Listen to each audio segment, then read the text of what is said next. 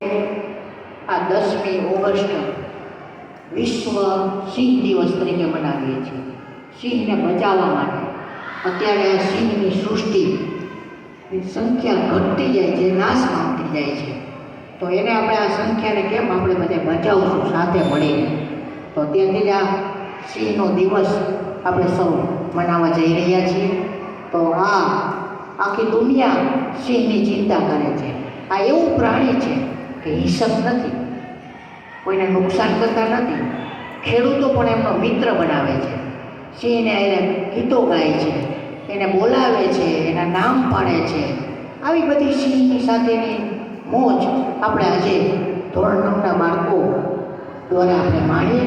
તો સિંહનું ગીત લોકલાડીલા આપણા ઝવેરચંદ મેઘાણી એમને એક દ્રશ્ય જોયું, ગીરમાં ગયા અને એ દ્રશ્યના એના શબ્દો સરી પડ્યા.